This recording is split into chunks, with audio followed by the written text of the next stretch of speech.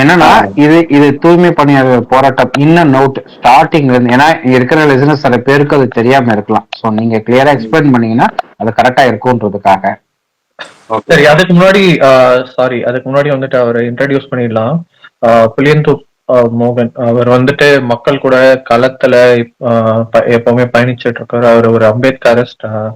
So அம்பேத்கரை வந்துட்டு தொடர்ந்து அவரை பத்தி படிச்சு மக்கள் கிட்ட கொண்டு போற ஒரு நபர். அது இல்லாம இந்த தலித் மக்களுக்காக களத்துல நின்று அவங்க கூட போராடி இந்த கவர்மெண்ட் அவங்களுக்கு அகைன்ஸ்டா பண்ற விஷயத்த தைரியமா குரல் கொடுத்து அவங்க கூட நின்று சப்போர்ட் பண்ற ஒரு நபர். இன்னைக்கு நம்ம கூட இணைஞ்சிருக்காரு, இந்த டிவிகே கஃபே அப்படின்ற ஸ்பேஸ்ல இணைஞ்சிருக்காரு. ஸோ அவர்கிட்ட வந்துட்டு கள நிலவரம் எப்படி இருக்கு, மக்கள் என்ன நினைக்கிறாங்க, தூய்மை பணியாளர்களுக்கு எங்க இந்த போராட்டம் ஸ்டார்ட் ஆச்சு, இப்போ எங்க இருக்கு, ஸோ நம்ம கவர்மெண்ட் என்ன பண்ணலாம் பண்றாங்க, எதெல்லாம் பண்ணுவாங்களா, இது எல்லாத்தையும் கேட்போம். இன் அடிஷன் டு தட் இன்னும் சில டாபிக்ஸ்லாம் இருக்கு, நம்ம டிஸ்கஸ் பண்ணலாம். வழக்கம் போல உங்களோட கொஸ்டின்ஸ் இருந்துச்சுன்னா கமெண்ட் செக்ஷன்ல போட்டுருங்க. நம்ம வந்துட்டு அவரை பேசி முடிச்சதுக்கு அப்புறம் லாஸ்ட்ல நமக்கு டைம் இருந்துச்சுன்னா அந்த கொஸ்டின்ஸையும் அட்ரஸ் பண்ணிக்கலாம். ரொம்ப நன்றி. ரொம்ப சமீபத்துல தொடங்கப்பட்ட ஒரு அமைப்பு தமிழக வெற்றி கழகம். முதல்ல என்ன அழைச்சதுக்கு ரொம்ப நன்றி. காரணம் வந்து இதுவரை நான் தாவேகா குறித்த சில விமர்சனங்கள் வைத்திருந்தாலும் கூட ஒரு ஜனநாயக பண்புல இருந்து ஒரு போராட்டம் குறித்த தெரிஞ்சுக்கணும். நம்மளை சுத்தி ஒரு போராட்டம் நடந்துட்டு இருக்கு, அதுவும் ஒரு சிவில் சமூகம் போராடிட்டு இருக்கு. அந்த போராட்டத்துக்கு முகம் கொடுக்கணும். அது முகம் கொடுக்கறதுக்கு முன்னாடி அந்த போராட்டம் குறித்த சில விடயங்களை நம்ம தெரிஞ்சுக்கணும்னு தாவேகா நண்பர்கள் நினைச்சதுக்கு முதல்ல என்னுடைய வாழ்த்துக்கள். அதுவும் அவங்க தரப்புக்குள்ளேயே பேசாம நம்மளை குறித்து விமர்சனம் வச்சிருந்தாலும் பரவாயில்ல, அவங்க அவங்கள ஒரு எதிரியா பார்க்காம அவங்கள அவங்க கிட்ட ஏதோ நம்ம தெரிஞ்சுக்க இருக்கலாம், இல்ல அவங்க கூட நம்ம உரையாடுவதற்கான விஷயங்கள் இருக்குன்னு நம்பி ஒரு ஜனநாயக வெளியை உண்டாக்குனதுக்கு நான் இந்த டிவிகே கஃபே அந்த தளத்துக்கு நான் முதல்ல நன்றி சொல்லிக்கிறேன். ஏன்னா இன்னைக்கு தமிழ்நாட்டுல அது மிஸ் ஆயிட்டு இருக்குன்னு நான் நினைக்கிறேன். எதிர்கருத்து வைக்கக்கூடியவங்க எல்லாரையுமே ஒரு எதிர்நிலைப்படுத்துவது, முத்திரை குத்துவதுன்ற போக்கு தமிழ்நாட்டுல துரதிருஷ்டவசமா அது தொடர்ந்துட்டு வருது. அந்த அந்த அந்த விஷயத்தை பல்வேறு நெருக்கடிகளுக்கு மத்தியில் மாத்தணும்னு நினைக்கிறீங்க, ஏதோ ஒண்ணு புதுசா பண்ணணும்னு நினைக்கிறீங்க. சில விமர்சனங்கள் இருந்தாலும் இன்னைக்கு இந்த தளத்துக்கு என்ன அழைச்சதுக்கு முதல்ல ரொம்ப ரொம்ப நன்றி. நான் பேசுறது கேட்கலன்னா எனக்கு யாருன்னா ஒருத்தர் இது பண்ணிடுங்க, ஏன்னா ஸ்கிரீன் எனக்கு ஆஃப் ஆயிட்டே இருக்கு, எனக்கு என்னன்னு தெரியாது. ஓகே, நன்றி. ஸோ நம்ம நேரடியா தூய்மை பணியாளர் போராட்டம் அந்த விஷயங்களுக்குள்ள போயிடலாம்னு நினைக்கிறேன். அதாவது இந்த தூய்மை பணியாளர்கள் போராட்டம் இப்ப சமீபத்துல நடந்துட்டு இருக்க ஜோன் 5 மண்டலம் 5 மண்டலம் 6 அவங்க என்ன விஷயத்துக்காக போராடிட்டு இருக்காங்க? தொடர்ச்சியா திராவிட முன்னேற்ற கழக தரப்புல இருந்து நிறைய ஃபேக்ட் செக் எல்லாம் பண்றாங்க. வாரம் வாரம் ஃபேக்ட் செக் வீடியோ எல்லாம் போடுறாங்க யூடர்ன்ல. என்ன தவறா ஒரு தகவல் பரப்பப்படுதுன்னா, இவங்களை பணி நிரந்தரம் பண்ணிட்டா இவங்களை இதே தொழில உயர்ந்துருவாங்க. அதுக்கு நான் பின்னாடி பதில் சொல்வேன். ஆனா அதை தாண்டி இவங்க கோரிக்கை என்னன்றது குறித்து இது வரைக்கும் விவாதிக்கப்படல. இவங்க பணி நிரந்தரம் கேட்கல, மாறா இவங்க கேட்பது 31/7/2025 பணி நிலைமையிலேயே எங்களை பணி தொடர அனுமதிக்கணும். இதுதான் தூய்மை பணியாளர்கள் மண்டலம் 5 மண்டலம் 6 கோரிக்கை. பணி நிரந்தரம் அவங்க கோரவே இல்லையா, அதை அவங்க விரும்பவே இல்லையான்னு கேட்டா அவங்க விரும்புறாங்க. ஆனா அது அவங்க அரசு கிட்ட கேட்கல. காரணம், தொழிலாளர் இண்டஸ்ட்ரியல் ட்ரிபியூனல்ல 2 வழக்கு போயிட்டு இருக்கு. ஓஎஸ்ல ஒரிஜினல் சூட்ல 2 வழக்கு போயிட்டு இருக்கு. மண்டலம் 5 ஒரு வழக்கும் மண்டலம் 6 ஒரு வழக்கும் அவங்கள பணி நிரந்தரம் பண்ணணும்னு சொல்லி அவங்க ஒரு வழக்கு தொடர்ந்து இருக்கிறாங்க. அந்த வழக்கு தொழிலாளர் தீர்ப்பாயத்துல நடந்து கொண்டிருக்கும் பொழுதே அவங்களுடைய பணி நிலைமையை நேச்சர் ஆஃப் த எம்ப்ளாய்மெண்ட்டை மாநகராட்சி ஒரு ரெசல்யூஷனை நிறைவேற்றி, மாமன்ற கூட்டத்துல ஒரு ரெசல்யூஷனை நிறைவேற்றி மண்டலம் 5ஐயும் மண்டலம் 6ஐயும் நாங்க தனியார் மயப்படுத்துறோம் அப்படின்ற ரீதியில இவங்களை ஒரே நாள்ல இவங்களோட நேச்சர் ஆஃப் த எம்ப்ளாய்மெண்ட் மாத்துறாங்க. இதுல இருந்துதான் போராட்டம் ஆரம்பிக்குது. இந்த 31/7/2025 இருக்கு. அப்ப அவங்க என்னங்க பணி நிலைமையில இருந்தாங்க அப்படின்னு பாத்தீங்கன்னா, இவங்க வந்து NULM ஸ்டாஃபா இருந்தாங்க. அது என்னங்க NULM அது என்னங்க NULM அப்படின்னு பாத்தீங்கன்னா, நேஷனல் அர்பன் லைவ்லிஹுட்ஸ் மிஷன்ஸ். இந்த ஸ்கீமின் கீழே ஒன்றிய அரசு இவங்களுக்கான ஊதியத்தை கொடுக்கும், ஒரு சிறு பங்களிப்பு தொகை கொடுக்கும், மாநில அரசும் கொடுக்கும். இந்த ஸ்கீம் கீழே தான் இவங்க வந்து பணி செஞ்சுட்டு இருந்தாங்க. இவங்க வெறும் தூய்மை பணி மட்டும் செய்ய மாட்டாங்க, டேட்டாஸ் கலெக்ட் பண்ணுவாங்க. காலரா, பெருந்தொற்று காலகட்டங்கள்ல வெள்ள தடுப்பு நடவடிக்கை எல்லாத்துலயுமே வந்து இவங்க வந்து ஒரு முன்கள பணியாளரா இருப்பாங்க. சோ இவங்க வந்து கிட்டத்தட்ட 10 ஆண்டுகளுக்கு மேல வந்து ஒரு NULM ஸ்டாஃபா சென்னை மாநகராட்சி கீழே, சென்னை மாநகராட்சி இவங்களுக்கு ஊதியம் கொடுத்துட்டு, இன்னும் சொல்ல போனோம்னா இந்த சுய உதவி குழுக்கள் மூலம் இவங்களை வந்து பணி அமர்த்துறாங்க. 10 ஆண்டுகளா இவங்க வந்து மாநகராட்சியினுடைய ஊழியரா தான் தங்களை அடையாளப்படுத்திக்கிறாங்க. மாநகராட்சி அடையாள அட்டை வச்சிருக்காங்க. மாநகராட்சியினுடைய அத்தனை இவங்க எங்க கேட்டாலுமே மாநகராட்சி ஊழியர் தான் சொல்லுவாங்க. இப்ப இவங்களுக்கு என்ன பிரச்சனை ஏற்படுதுன்னா, கிட்டத்தட்ட 10 ஆண்டுகளா இவங்களுக்கு இப்படியே பணி நிலைமை போயிட்டே இருக்கும்போது இவங்க என்ன பண்றாங்க, தொழிலாளர் தீர்ப்பாயத்துல ஒரு வழக்கு தொடுக்கிறாங்க. தொழிலாளர் தொழில் தகராறு சட்டம் என்ன சொல்லுதுன்னா, செக்ஷன் 33 படி ஒரு ஒரு தொழில் தகராறு இண்டஸ்ட்ரியல் ட்ரிபியூனலுக்கு வந்துட்ட பிறகு, தொழிலாளர் தீர்ப்பாயத்திற்கு ஒரு தொழிலாளி தொழில் தகராறு வழக்கை கொண்டு வந்து விட்ட பிறகு அவருடைய நேச்சர் ஆஃப் த எம்ப்ளாய்மெண்ட்டை மாத்தணும்னா, அந்த எம்ப்ளாயி அந்த முதலாளி வந்து என்ன பண்ணணும்னா முன் அனுமதி பெறணும். எதுக்கு முன் அனுமதி பெறணும்?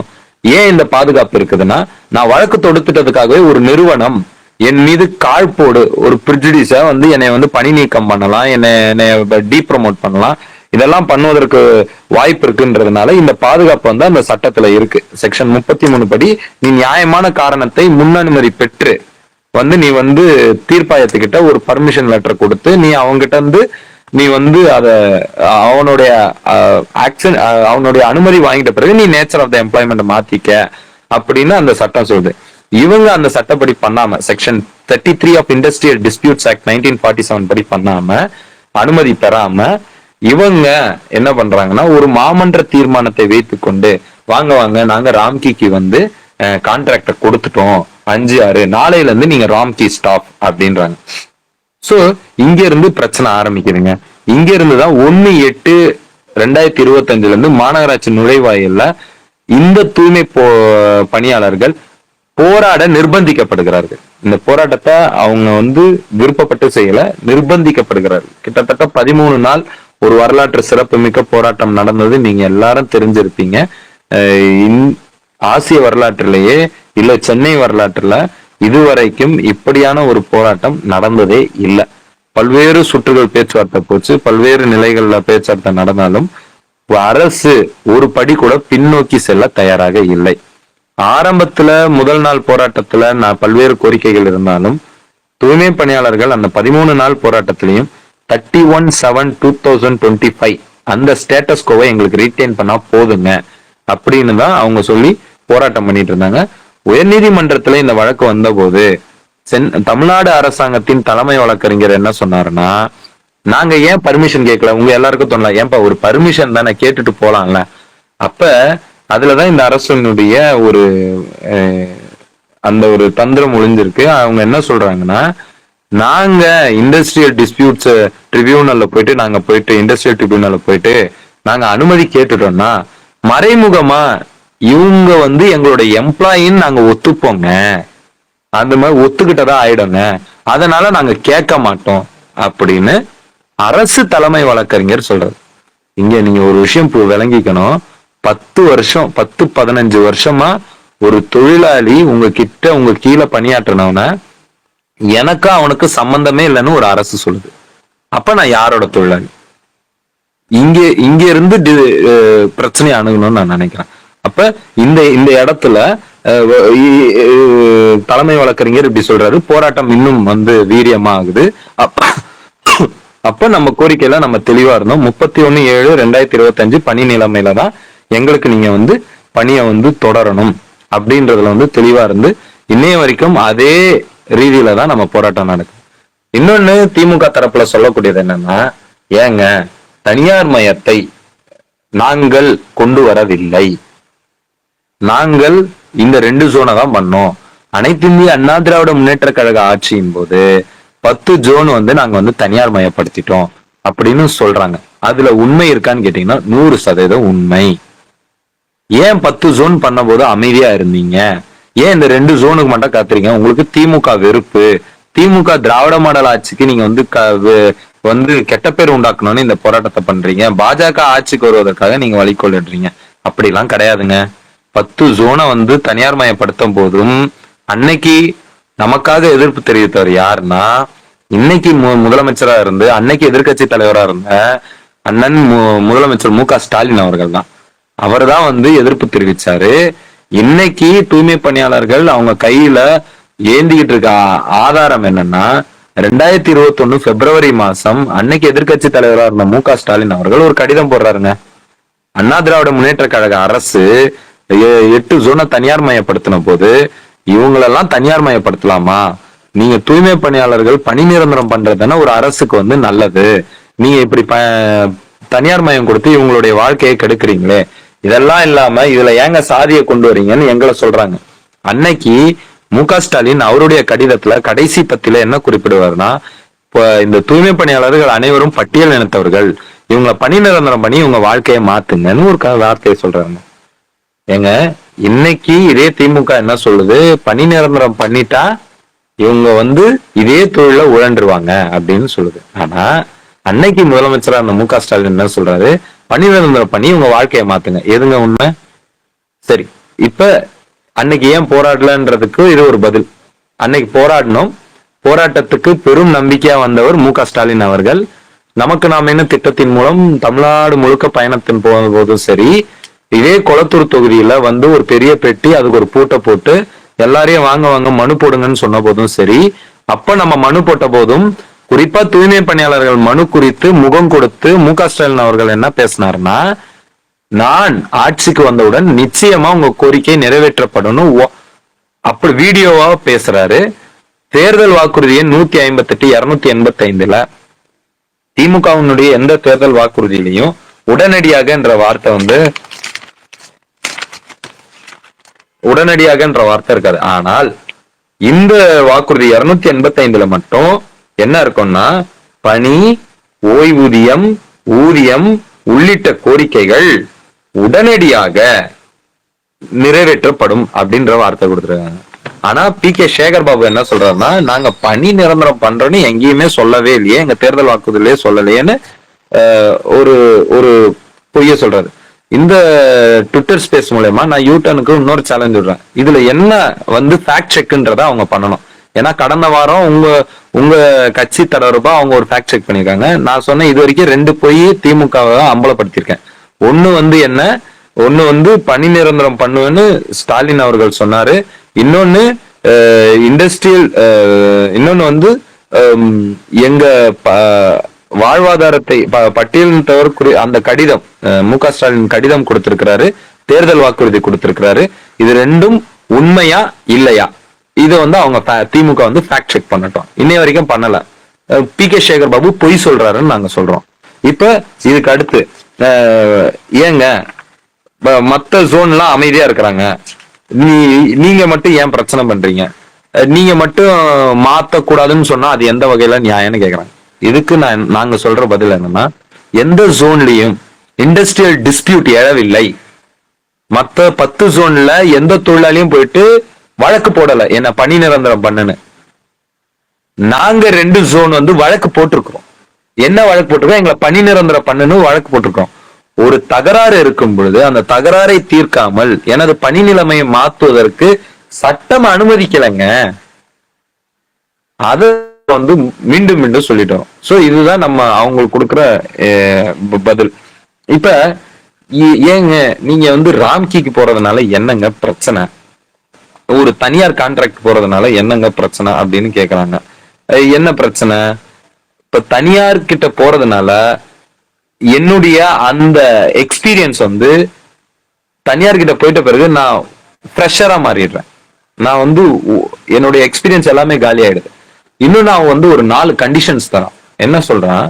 ராம்கியே தற்காலிகம் தான். ஒரு ராம்கின்றத வந்து நம்ம ரெண்டாவதா வச்சுப்போம். அந்த கான்ட்ராக்ட்ன்றது வந்து அதுவே தற்காலிகம் தான். ஆனா அந்த தற்காலிக கான்ட்ராக்ட் என்ன எப்படி பண்ணிக்க எடுக்கிறான்னா ப்ரொபேஷன்ல எடுக்கிறான். 6 மாசம் நீ வந்து என்கிட்ட ப்ரொபேஷனா இருக்கணும், ப்ரொபேஷன் பீரியட்ல இருக்கணும். 6 மாசம் கழிச்சு நீ நல்லா வேலை பார்த்தேன்னா எது குப்பல்றதுக்கு நான் நல்லா குப்பை வரணும்னா என்னைய வந்து அவர் பர்மனன்ட் பண்ணுவாரு. அவரே பர்மனன்ட் கிடையாது, தற்காலிகத்தை நிரந்தர தற்காலிகமா ஆக்குவேன்னு அவர் எனக்கு சொல்றாரு. இது மொதல் கண்டிஷன். ரெண்டாவது, நான் எங்கெங்கெல்லாம் தொழில் தொடங்குறனோ அங்கங்கெல்லாம் உன்னை நான் டிரான்ஸ்பர் பண்ணுவேன், அதுக்கு நீ ஒத்துக்கிட்டனா நீ வா. இது ரெண்டாவது. ராம்கி வந்து ஆந்திரால வச்சிருக்கிறாரு கான்ட்ராக்ட், அங்கேயும் கூப்பிட்டாருன்னா நான் போனோம் குப்பல்றதுக்கு. விஜயநகர் காலகட்டத்தில் நடந்த மாதிரி இன்னைக்கு நவீன விஜயநகர பேரரசா அவங்க இருக்கிறாங்க. ரெண்டாவது. அப்புறம் வந்து முக்கியமான விஷயம் என்னன்னா ஊதியத்தை நான் எப்ப வேணாலும் மாத்தி அமைப்பேன். நாங்க வழக்கு போட்டு அரசாணை 62 படி கிட்டத்தட்ட வந்து மாநகராட்சியில மாதம் 19,000மோ, நகராட்சியில மாதம் 17,000மோ, பேரூராட்சியில மாதம் 14,780, ஊராட்சியில 12,000 சில்லறையும் நாங்க வந்து போராடி வழக்கு நடத்தி பெற்றிருக்கோம். இங்க ஏதோ ஒரு கான்ட்ராக்ட் புறவாசல் வழியா வருவான், அவன் வந்துட்டு அவன் லாபம் சம்பாதிக்க என் ஊதியத்தை எப்ப வேணாலும் மாத்தி அமைப்பேன்னுவான்.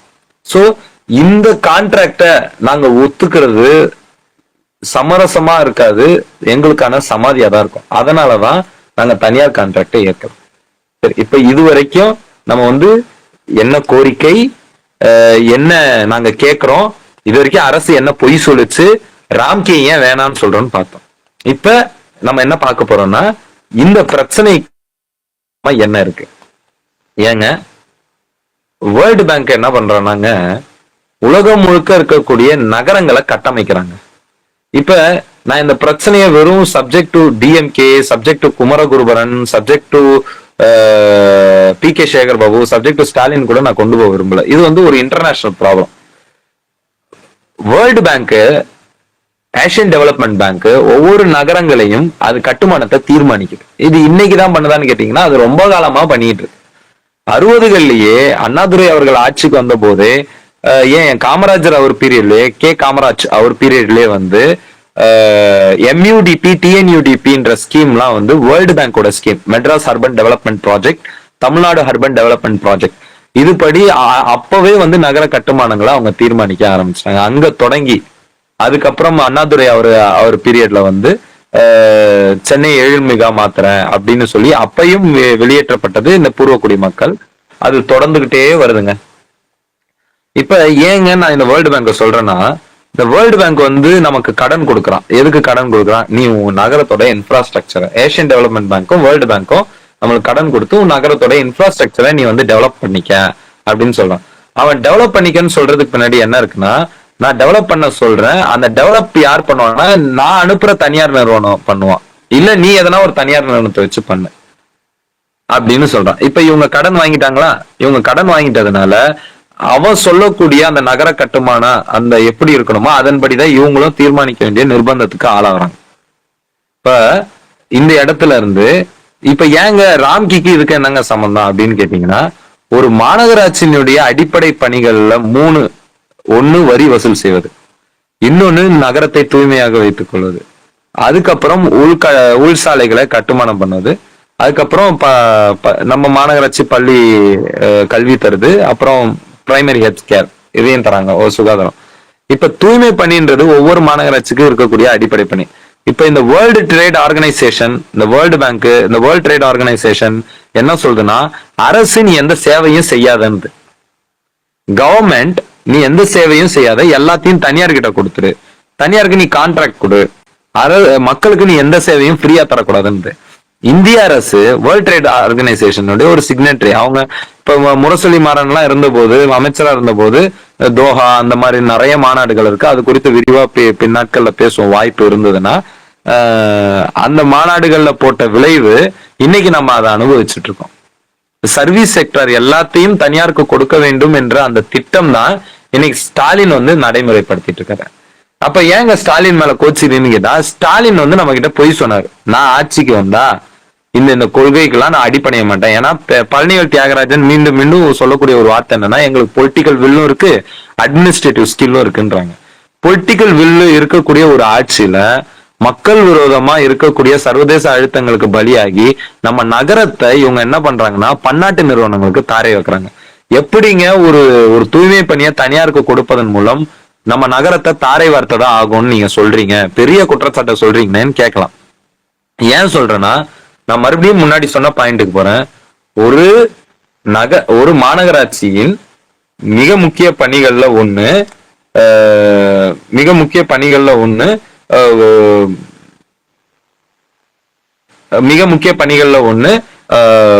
நகரத்தை சுத்தம் செய்வது. அப்ப ஒரு மாநகராட்சி சேவையில இருந்து விலகிட்டு அதை தனியார் கிட்ட கொடுக்கிறது என்பது எனது நகரத்தை தனியாருக்கு தாரை வார்ப்பதுக்கு தான் ஒப்பானதாகும்.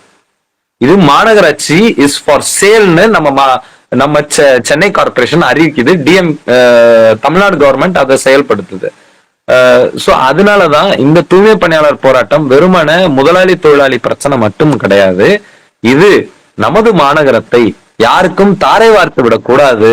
எந்த தனியாரும் இந்த நகர கட்டுமானத்தை தீர்மானிக்க கூடாது. எந்த தனியாரும் நான் சேவை செய்கிறேன், அந்த மக்களுக்கான சேவை செய்யறேன்ற பேர்ல கொள்ளை லாபம் சம்பாதிக்க கூடாதுன்றதுக்கான போராட்டம் தான். நீங்க ஒண்ணு புரிஞ்சுக்கங்க, எந்த தனியார் நிறுவனமும், ஏன்னா நீங்க இங்க இருக்கிறவங்க எல்லாருமே ஓரளவுக்கு அரசியல் தெரிஞ்சிருக்கும். நீங்களும் எந்த தனியாரும் சர்வீஸ் ஃப்ரீயா பண்ண மாட்டான். அவன் லாபம் இல்லாம பண்ண மாட்டான். திமுக சொல்ற இன்னொரு பொய் என்னன்னா, நாங்க செலவை இதன் மூலம் மிச்சம் பண்றோம். எப்படி நம்ம ஒன்றியத்துல ஆளக்கூடிய பாஜக அரசு தனியாருக்கு கொடுத்தா சேவை நல்லா வரும், எங்களுக்கு செலவு குறையும், நாங்க பணமாக்குறோம், பணமாக்கல் நிறுவனங்களை வித்து பணமாக்குறோம் அப்படின்லாம் சொல்றாங்களா, அதே அப்படியே அந்த சேம் டிட்டோ டிஎம்கே இங்க ஃபாலோ பண்ணுங்க. அதனாலதான் நான் மீண்டும் மீண்டும் சொல்றேன், பொருளாதார கொள்கையில பாஜகவுக்கும் திமுகவுக்கும் இன்னி அளவு கூட ஒரு கமா கூட வித்தியாசம் கிடையாது. இதை நான் உறுதியா சொல்றேன். எப்ப நீங்க தனியாருக்கு சேவை கொடுப்பது எங்களுக்கு செலவு குறைக்குதுன்னு பொய் சொன்னீங்களோ, ஏன்னா இந்த தூய்மை பணியாளருக்கு ஊதியம் கொடுப்பதன் மூலம் தமிழ்நாடு அரசாங்கத்திற்கு மாநகராட்சிக்கு பெரிய செலவு ஒண்ணும் இல்ல. கான்ட்ராக்ட் கொடுப்பது, கான்ட்ராக்ட் 1000 2000 கோடி 4000 கோடி இப்ப சமீபத்துல 2 ஜோனுக்கு ஒரு கான்ட்ராக்ட் கொடுத்தாங்க, 7 8 இந்த மாதிரி 4000 கோடி கொடுக்கறதுக்கு 1000 கணக்கான கோடி எல்லாம் செலவு பண்ண வேண்டாம். சில 100 கோடியில இவங்களுக்கான ஊதியம் முடியுது.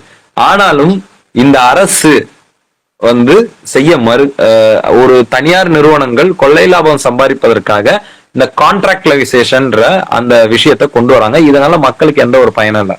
சரி ப்ரோ, நீங்க இவ்வளவு சொல்லிட்டீங்க, இது சர்வதேச அழுத்தம் ஒரு அரசுனால அப்ப என்னதான் ப்ரோ செய்ய முடியும், அப்ப ஸ்டாலின் நல்ல மனுஷா தானே ப்ரோ அப்படின்னு நீங்க கேட்கலாம். அதான் இல்ல, ஸ்டாலின் இது ஒன் ஆஃப் த பார்ட்னரா இருக்கிறதுனால செய்ய மறுக்கிறாரு. நம்ம சமீபத்துல நம்ம பக்கத்துல இருக்கக்கூடிய பெங்களூர்ல சித்தாராமையா இதே சர்வதேச அழுத்தம் அவருக்கு இல்லையா? இதே உலக வங்கி, ஆசிய வளர்ச்சி வங்கி பெங்களூரை தீர்மானிக்கலையா? இதே வேர்ல்ட் ட்ரேட் ஆர்கனைசேஷன் அவருக்கு பொருந்தாதா? ஆனா அங்க இருக்கிற ஒரு அரசு மக்களுடைய போராட்டத்துக்கு செவி சாய்க்குது. மக்களுடைய போராட்டத்துக்கு செவி சாய்ச்சு சித்தாராமையா என்ன பண்றாரு, பர்மனன்ட் பண்றாரு பெங்களூரை. சென்னையை விட பெங்களூர் சுத்தமா இருக்குங்க. அங்க அரசு தான் சேவையை செய்யுது. அரசு ஊழியர்கள் தான் அங்க வேலை செய்யறாங்க. அப்ப நம்ம சமகாலத்துல நம்ம பக்கத்துல இருக்கக்கூடிய ஒரே டைம் பீரியட்ல ஒரே பீரியட் இப்ப இங்க நடந்துட்டு இருக்க போராட்டம் மாதிரி பெங்களூர்லயே நடந்தது. உடனே அந்த அரசு சர்வீஸ் ஆயிடுச்சு, பர்மனண்டே பண்ணிட்டாங்க. நம்ம பர்மனன்ட் கூட கேட்கல, எப்பா நான் இண்டஸ்ட்ரியல் ட்ரிபியூனல்ல பாத்துக்கிறேன், நீ எனக்கான ஸ்டேட்டஸ் கோவை மட்டும் மெயின்டைன் பண்ணுன்றோம். ஆனா பண்ணலைங்க. இப்ப இதனாலதான் நம்ம இந்த அரசை காத்திரமா விமர்சிக்க வேண்டிய நிர்பந்தத்துக்கு ஆளாகும். சரி, அப்ப நம்மளுக்கு இருக்கக்கூடிய இன்னொரு விமர்சனம் என்ன, நீ உன்னை சோசியல் ஜஸ்டிஸ்னு சொல்லிக்கிற, சமூக நீதினு சொல்லிக்கிற. சமூக நீதினு என்ன? எல்லோருக்கும் எல்லாம், அதையே நீங்களே விளக்கம் கொடுக்குறீங்க சப்டைட்டில் போட்டு. சரி, எல்லோருக்கும் எல்லாம் நவ தாராளவாத கொள்கையில் ஏற்றுக்கொண்டு இந்த நியூ லிபரலைசேஷனை ஏத்துக்கிட்டு சோசியல் ஜஸ்டிஸ நடைமுறைப்படுத்த முடியுமான்னு நம்ம ஒரு கேள்வி கேட்கலாம். இதுக்கு திமுக அனுதாபிகளிடமிருந்தோ திமுக ஆதரவாளரிடமிருந்தோ கிடைக்கக்கூடிய பதில் என்ன? நான் என்ன சொல்றேன், நான் யாரையும் ஒரு ஆன்டி டிஎம்கே மைண்ட் செட்டோ இல்ல ஸ்டாலின் எது பண்ணாலும் தப்புன்ற மைண்ட் செட்ல இருந்தா நான் பேசுவேன். இன்னைக்கு நீங்க பொய் சொல்றீங்க, நீங்க மீண்டும் மீண்டும் சமூக நீதினு ஒரு மாஸ்க் போட்டுட்டு வரீங்க. அது உங்களுக்கு வந்து ஒரு மாஸ்க் தான், அது உங்களுக்கு ஒரு முகமுடி. சமூக நீதி பெரியார்ன்றது ஒரு முகமுடி. நீங்க உண்மையிலேயே பெரியார் பாதையிலேயோ சமூக நீதி பாதையிலேயோ பயணிக்கல. நீங்க பொருளாதார கொள்கையில மோடியை தான் பின்பற்றீங்கன்னு நம்ம சொல்றோம். ஏன் சொல்றேன்னா, இந்த நவ தாராளவாத கொள்கையை ஏற்றுக்கொண்டு கேக்குதா? கேக்குது. நவ தாராளவாத கொள்கையை ஏற்றுக்கொண்டு நவ தாராளவாத கொள்கையை ஏற்றுக்கொண்டு நீங்க சமூக நீதியை ஒருபோதும் நடைமுறைப்படுத்த முடியாது. இது நம்ம வந்து மீண்டும் மீண்டும் சொல்லக்கூடிய விஷயமா இருக்கு. இதுதான் வந்து திமுக தரப்புல இருந்து ஏன்னா இப்ப நம்ம எந்த மாதிரியான ஒரு சவால் நிறைந்த ஒரு காலகட்டம் என்னவா இருக்குன்னா, நான் கிட்டத்தட்ட வந்து 2009 இருந்து போராட்ட காலத்துல இருக்கேன். ஒரு 13 வயது இளைஞனா, இன்னைக்கு எனக்கு 29 வயசு. நான் கிட்டத்தட்ட 16 வருஷம் நான் கண் கூட இந்த களத்தை பார்த்துட்டு இருந்தாலும், கடந்த 10 ஆண்டுகள்ல மிக தீவிரமா பார்த்துட்டு இருந்தாலும், எனக்கு ஒரு இந்த மாதிரியான ஒரு கார்ட்டல் அமைச்சுக்கிட்டு ஒரு அவதூறு பரப்புறது, ஒரு அரசு என்ன பண்ணாலும் வந்து அதை ஆதரிக்கிறதுக்கு ஒரு இன்டெலக்சுவல் கூட்டத்தை அடியாட்களை வைத்துக்கிட்டு பண்ற இந்த தனத்தை, இந்த இன்டெலக்சுவல் ரவுடிசத்தை நான் வந்து இந்த 4 ஆண்டுக்கு முன்னாடி நான் பார்க்கல. அதிமுக தரப்புல, அதிமுக ஆட்சி காலத்துல கூட இந்த மாதிரி வந்து பிராண்ட் பண்றது, அரசு எதிர்த்து விமர்சனம் செய்யறவங்களுக்கு உள்நோக்கம் கற்பிக்கிறது, அந்த மாதிரி பண்ணதான் நான் பார்க்கல. நேரடியா மோதுவான், வழக்கு போடுவான், சிறைக்கு போவோம். இவன் எல்லா வழக்கும் போடுறான், சிறைக்கும் அனுப்புறான், பொய் வழக்கும் போடுறான். அட் த சேம் டைம் இந்த இன்டெலக்சுவல் ரவுடிஸ் கூண்டாஸ் மூலம் நான் அவதூறும் பரப்புறான். இப்ப இன்னைய வரைக்கும் என்ன சொல்றாங்க, ஏன்னா இன்னும் இந்த 4 ஆண்டுல இன்னொரு பிரச்சனை என்னன்னா, திமுக பத்தி பேசினா திமுக காரன் எவனும் வரதில்ல. இந்த சமூக நீதி பெரியார்ன்ற மாஸ்க போட்டுக்கிட்டு திமுக இல்லாத, நான் திமுகவே கிடையாதுங்க, நான் நடுநிலையாளருங்கன்னு சொல்லிட்டு இருக்கவங்க தான் நிறைய பேர் வரான், வந்துகிட்டு பேசிக்கிட்டு இருக்கானுங்க. சோ இது ஒரு பெரிய பிரச்சனைன்னு வச்சுக்கோங்களேன். இந்த மாதிரியான காலகட்டத்துலதான் நாம வந்து இன்னைக்கு வந்து இந்த போராட்டத்தை நடத்திட்டு இருக்கோம். சோ இந்த world bank, Asian development bank, நகர கட்டுமானம், இந்த தூய்மை பணியாளர் பிரச்சனை, இது எல்லாமே வந்து ஒரு இன்டர்நேஷனல் பிரச்சனையா பார்த்தாலும் கூட, இந்த தூய்மை பணியாளர் போராட்டம் என்பது ஒரு வரலாற்றில் ஏன் மீண்டும் மீண்டும் முக்கியத்துவம் வாய்ந்த போராட்டம்னு சொல்றேன்னா, இந்த மாநகரத்தை விற்பனைக்கல்ல, இந்த சாரி ஏதோ சவுண்ட், இந்த மாநகரம் விற்பனைக்கல்லன்னு சொல்ற போராட்டம். இப்ப நேத்து இப்ப இந்த அரசு இந்த போராட்டத்தை எப்படிங்க அணுகுது? இப்ப வந்து 3வது கட்டத்துக்கு வரும். இந்த அரசு இந்த போராட்டத்தை எப்படி பாக்குது? ஏன்னா ஒரு அரசு ஜனநாயக அரசா பாசிச அரசான்றதுக்கு ஒரு உதாரணம் என்ன சொல்லலாம்னா, ஒரு அரசு மக்களுடைய குரலுக்கு எப்படி வந்து முகம் கொடுக்குதுன்றதை வச்சுதான் அந்த அரசை வந்து நம்ம வந்து ஜனநாயக அரசா, ஜனநாயக விரோத அரசா, சர்வாதிகார அரசா, பாசிச அரசா, இந்த மாதிரி பல்வேறு கட்டங்கள்ல நம்ம ஒரு அரசை பிராண்ட் பண்ண முடியும். இப்ப ஸ்டாலின் என்ன கவர்மெண்ட் நடத்துறாரு? அவர் வந்து ஒரு காஸ்ட் இன்டு மெஜாரிட்டிக்கான கவர்மெண்ட்டை நடத்துறாரு. அந்த காஸ்ட் இன்டு மெஜாரிட்டிக்கான கவர்மெண்டோட கார்பரேட்டுக்கான கவர்மெண்ட்டை நடத்துறாரு. அது நடத்துறதுக்காக அவருக்கு ஒரு சர்வாதிகாரம் தேவைப்படுது. இன்னைய வரைக்கும் தூய்மை பணியாளர்கள் இந்த 3வது கட்டத்துல நான் சொல்லும்போது திமுகவுடைய மத்த 2 பொய்களை குறித்து அம்பலப்படுத்துறேன். இந்த போராட்டத்தை தொடங்கினது முதல் ஆகஸ்ட் 1 இன்னைக்கு கிட்டத்தட்ட 130வது நாள். இன்னைய வரைக்கும் அரசினுடைய மொழி என்பது ஒரு பண்ணையார் மொழியா தான் இருக்கு. 13 நாள் PK சேகர் பாபுன்ற பண்ணையார் அமைச்சாங்க. அந்த பண்ணையாரு எங்க கிட்ட வந்து ரொம்ப திமிரா அவருடைய மொழி இன்னைய வரைக்கும் அவருடைய உடல் மொழியில இருந்து ஒரு பண்ணையார்த்தனமா தான் இருக்கு. ஒரு சமூக நீதினு பேசக்கூடிய ஆட்சி டவுன் ட்ராடன் இருக்கிறதுலயே மார்ஜினலைஸ்.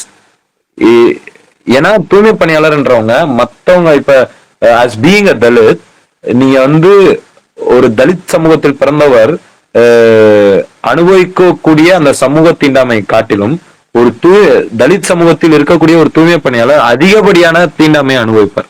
நடைமுறையில் ஏன் சொந்த குடும்பத்துல இருந்து கூட அனுபவிப்பார். அப்ப இவ்வளவு ஃப்ரஸ்ட்ரேஷன் அனுபவிச்சு ஒருத்தன் வந்து போராட்டம் பண்ண வராங்க. அவங்களை நீங்க அணுகின விதம் வந்து ஒரு சாதி திமிர் கொண்டுதான் இருந்தது. ஏன் நான் சொல்றேன்னா, நீ சமூக நீதி கவர்மெண்ட்னு சொல்ற, சோசியல் ஜஸ்டிஸ் சொல்ற, இங்க இப்ப அறநிலைத்துறையில 1500 அர்ச்சகர்கள வந்து நீங்க வந்து பணி நிரந்தரம் பண்றீங்க. பணி நிரந்தரம் பண்ணி அவங்க அவங்க அவங்களுக்கு சென்னையிலேயே வீடு கட்டி தரீங்க. சென்னையிலேயே நிரந்தரமா வீடும் கட்டி தரீங்க. சோ நீங்க யாருக்கான கவர்மெண்ட்னு சொல்லிட்டு ஆட்சிக்கு வந்தீங்க, அட்டவணை பிற்படுத்தப்பட்ட நான் பிராமின் கவர்மெண்ட் அப்படின்னு சொல்லிக்கிட்டீங்க. உங்க மாடல் நான் பிராமின்ஸ்க்கான மாடல்னு சொல்லிட்டீங்க. ஆனா நீங்க யாருக்கு நல்லது பண்றீங்க? நான் பண்ணக்கூடாதுன்னு சொல்ல, யாருக்கு வேணாலும் நல்லது பண்ணுங்க. ஒரு கவர்மெண்ட் போது எல்லாருக்கும் எல்லாமே பண்ணணும். ஆனா நீங்க அர்ச்சகர்களை அணுகக்கூடிய விதம் என்னவா இருக்கு, தூய்மை பணியாளர்கள் அணுகக்கூடிய விதம் என்னவா இருக்கு. இதனாலதான் இந்த கவர்மெண்ட்டை நான் காஸ்ட் இன்டு மெஜாரிட்டேரியன் கவர்மெண்ட்னு சொல்றேன். இது நான் பிராமின்கான கவர்மெண்டே இல்ல. நான் பிராமின் சென்டிமெண்ட் இல்ல. இது பெரியாரின் ஆட்சி இல்ல, சமூக நீதி ஆட்சியும் இல்ல. இது காஸ்ட் இன்டு மெஜாரிட்டிக்கான கவர்மெண்ட். சோ இந்த இடத்துல இருந்து இந்த தூய்மை பணியாளர் பிரச்சனைக்கு மறுபடியும் வரும்போது, இந்த 13 நாள் போராட்டம் பிறகு அரசு வந்து சில திட்டங்களை அறிவிச்சதுங்க. என்ன சொன்னாங்க? நாங்க சோறு போடுறோம்.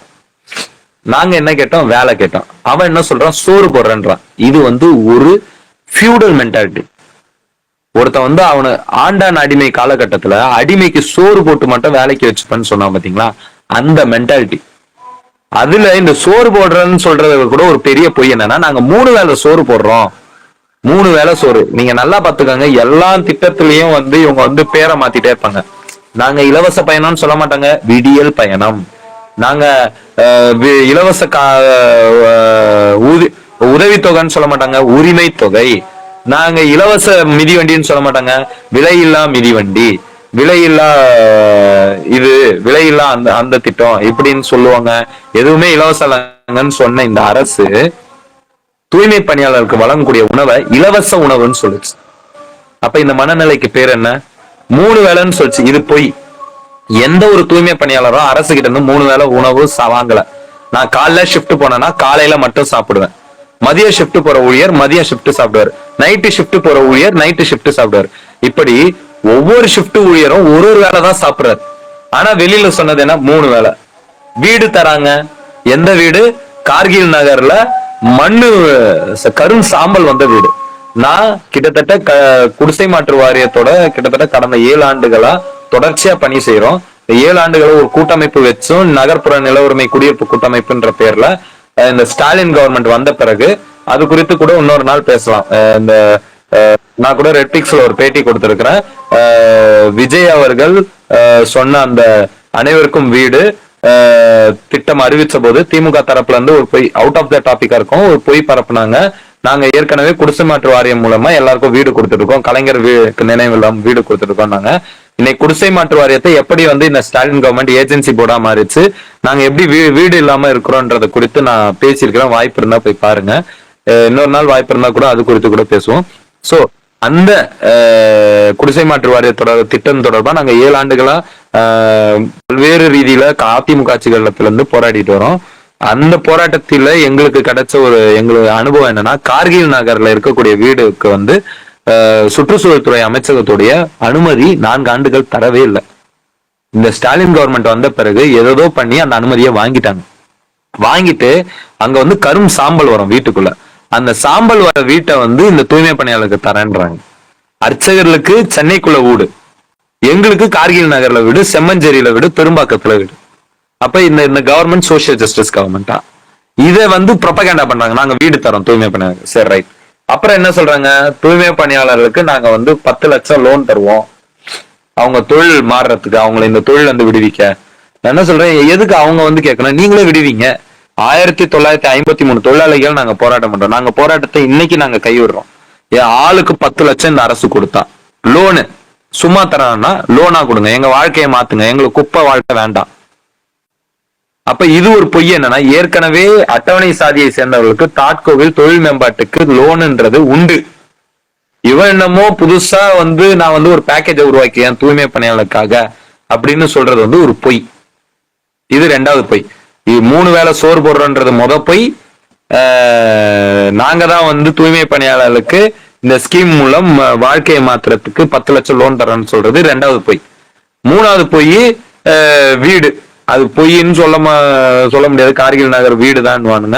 சரி, ஓகே. இந்த 2 பொய்க்கு என்ன இந்த ஃபேக்ட் செக் டீம் என்ன பதில் சொல்லுன்னு நான் எதிர்பார்க்கிறேன். அதுக்கு அடுத்து தூய்மை பணியாளர் விஷயத்துல அதுக்கப்புறம் என்ன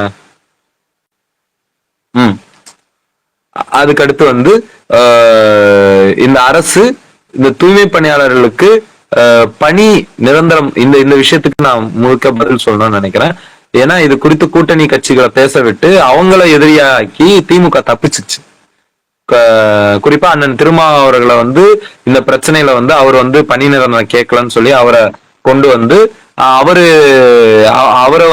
எதிரியாக்கி அப்படியே லாபகமா இது திமுகவோட பக்கா டெக்னிக். நீங்க நல்லா பாத்தீங்கன்னா எப்பவுமே அட்டவணை சாதி மக்களுக்கு எதனா ஒரு பிரச்சனை வந்ததுன்னா உடனே எங்க கோவத்தெல்லாம் அப்படியே இவனுங்களே பண்ணுவானுங்க அந்த திட்டமிட்ட வேலையை. அப்படியே அண்ணன் திருமாவை நோக்கி அண்ணன் திருமா பேசினாரா, அண்ணன் திருமா போராடினாரா, ஏன் அட்டவணை சாதி மக்களுடைய ஓட்டை நீ தான் வாங்கியிருக்கிற, நீ ஏன் பேச மாட்டேங்கிற, நீ ஏன் போராட மாட்டேங்கிற, நீ ஏன் திட்டம் வகுக்க மாட்டேங்கிற நம்ம கேட்கறதுக்கு கூட நம்மள யோசிக்க விடாம அப்படியே ஒட்டுமொத்தமா இவரு விடுதலை சிறுத்தை பக்கத்து இருப்பாங்க. இந்த போராட்டத்திலேயே அதே மாதிரி விடுதலை சிறுத்தை பணி நிரந்தரம் வேணான்னு சொல்லுது அப்படின்னு சொல்லி அப்படியே மொத்தமா டைவர்ட் பண்ணாங்க. அவர் அப்படி சொல்லவே இல்லைன்னா அவர் பின்னாடி சொன்னாரு. இப்ப திமுக சொல்லக்கூடிய பணி நிரந்தரம் பண்ணிட்டா நிலைமை மாறாது அப்படின்னு சொல்லக்கூடியதுக்கு எங்களுடைய பதில் என்னவா இருக்குன்னா, பணி நிரந்தரம் பண்ணாதான் எங்களுடைய நிலைமை மாறும்.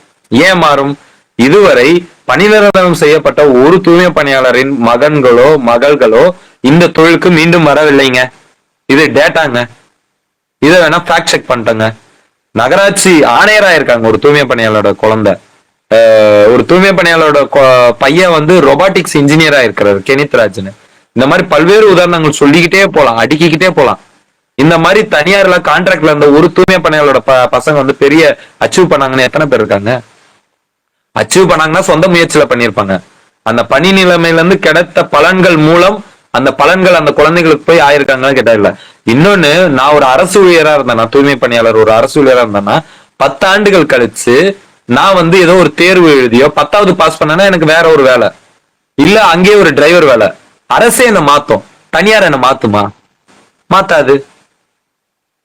இன்னொன்னு, நிரந்தரம் பண்ணிட்டா இவங்க எந்த தொழிலே இருந்துருவாங்கன்னா, ஏன் என்னை ஏன் நிரந்தரம் கூட பண்ணாம வைக்கிறேன், என்னை அனுப்பிச்சிடு, எஸ்சி நான் எடுக்க மாட்டேன்னு ஒரு கொள்கை முடிவு. அது ஓபிசி மட்டும் தான் அவ்வளவு அக்கறை இருக்குல்ல எஸ்சி மக்கள் மேல.